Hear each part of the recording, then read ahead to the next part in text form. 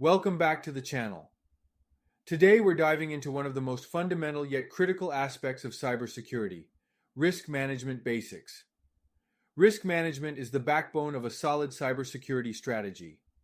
It's all about identifying potential vulnerabilities, assessing threats, and implementing strategies to protect your organization. Whether you're an IT professional, a business owner, or preparing for the CompTIA Security Plus exam, understanding risk management will give you the tools you need to navigate today's complex threat landscape. In this video, we'll explore the key components of risk management, real-world examples of how risks are assessed and mitigated, the various types of risks organizations face, and how to document and monitor risks effectively. By the end of this video, you'll have a clear understanding of how to approach risk management in your organization or for your certification exam. Let's get started. Let's start with the basics. What is risk management? Risk management is the process of identifying, assessing, and mitigating risks to minimize their impact on your organization. In cybersecurity, this means protecting sensitive data, critical infrastructure, and business operations from threats like hackers, malware, and human error. It's important to note that risk management isn't about eliminating risk entirely. That's impossible. Instead, it's about managing risk to an acceptable level. This requires balancing three key factors: security, cost, and operational efficiency. Key objectives of risk management: proactive protection. Risk management helps organizations anticipate potential threats and address them before they cause harm. Resource optimization. It ensures that limited resources like time and budget are allocated to the most critical areas. Compliance and reputation. Risk management often aligns with regulatory requirements, protecting the organization from legal issues and reputational damage. Now let's dive into the risk management process. This structured approach ensures no critical element is overlooked. 1. Identify mission-critical assets. Start by determining what's most valuable to your organization. Mission-critical assets are those that, if compromised, could severely impact operations or revenue. Examples: customer databases that store sensitive personal information, proprietary software that gives your organization a competitive edge, operational systems like supply chain management tools. Ask yourself, what assets would cause the most damage to our organization if they were compromised? 2. Identify vulnerabilities. Vulnerabilities are weaknesses or gaps in your security posture that can be exploited by threats. Examples: outdated software with known security flaws, lack of two-factor authentication for remote access, poorly configured firewalls or open ports. Vulnerability assessments are a critical part of this step. Tools like vulnerability scanners can automate the identification process, ensuring nothing is missed. 3. Identify threats. Threats are anything that can exploit a vulnerability to cause harm. Examples: cybercriminals launching phishing campaigns to steal employee credentials.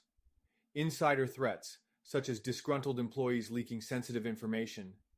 Natural disasters like floods or earthquakes, disrupting operations.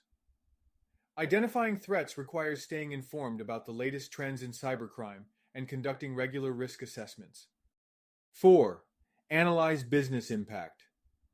Once vulnerabilities and threats are identified, assess their potential impact on your organization. Metrics to consider: downtime costs. How much revenue would be lost if operations were halted? Customer trust. Would a data breach cause customers to leave? Regulatory fines. Could non-compliance result in legal penalties? For example, a ransomware attack that halts operations could result in millions of dollars in lost revenue, legal fees, and reputational damage. 5. Determine risk response.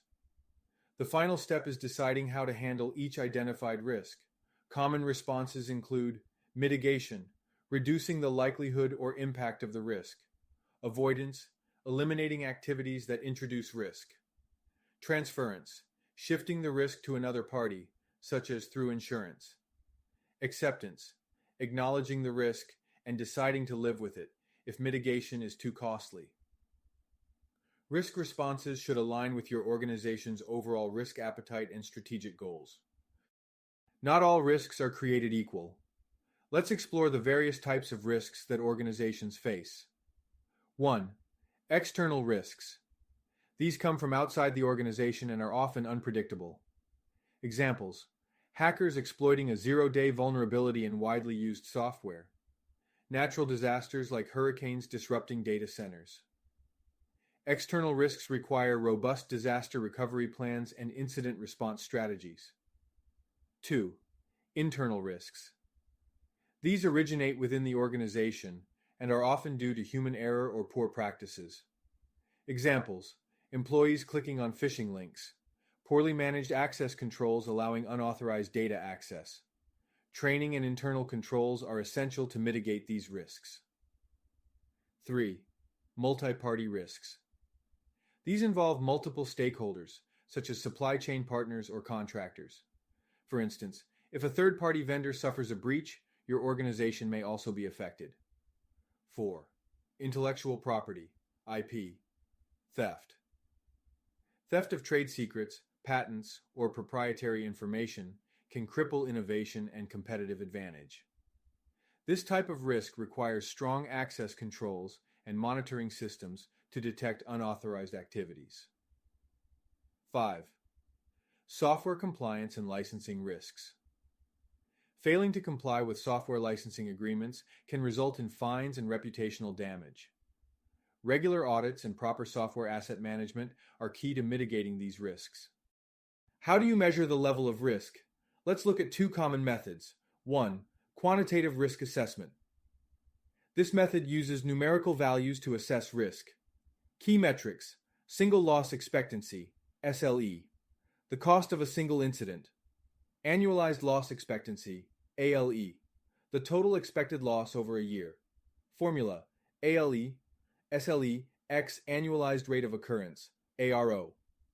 Example: a financial firm calculates ALE to prioritize investments in cybersecurity tools. 2. Qualitative risk assessment focuses on subjective evaluations based on expert opinions and scenarios. Example: classifying risks as low, medium, or high based on their potential impact and likelihood. Combining both methods often provides a more comprehensive view of risks. Once risks are assessed, you need a strategy to handle them effectively. 1.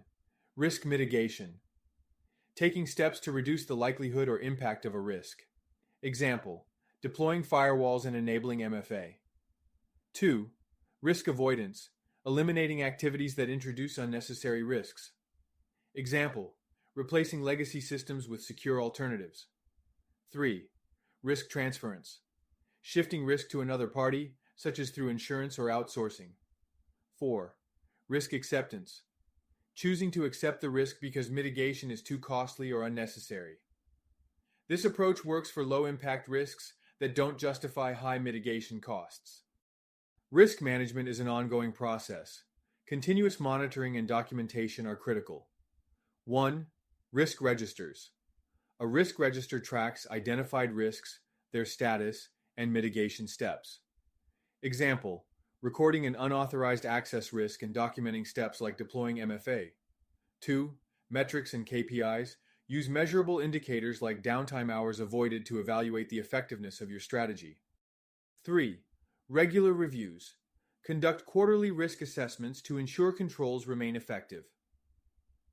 Cyber threats evolve quickly, and risk management is an ongoing process. Stay proactive. Let's recap. Risk management involves identifying, assessing, and mitigating risks to an acceptable level. The process includes identifying critical assets, vulnerabilities, and threats, analyzing their business impact, and determining the best response. You can assess risks using quantitative or qualitative methods, and you can address them through mitigation, avoidance, transference, or acceptance. Regular monitoring and documentation ensure your risk strategy adapts to new challenges. By mastering risk management basics, you'll not only protect your organization, but also build a strong foundation for certifications like the CompTIA Security Plus exam. If you found this video helpful, please like and subscribe for more in-depth cybersecurity tutorials. Have questions? drop them in the comments below. I'd love to hear your thoughts.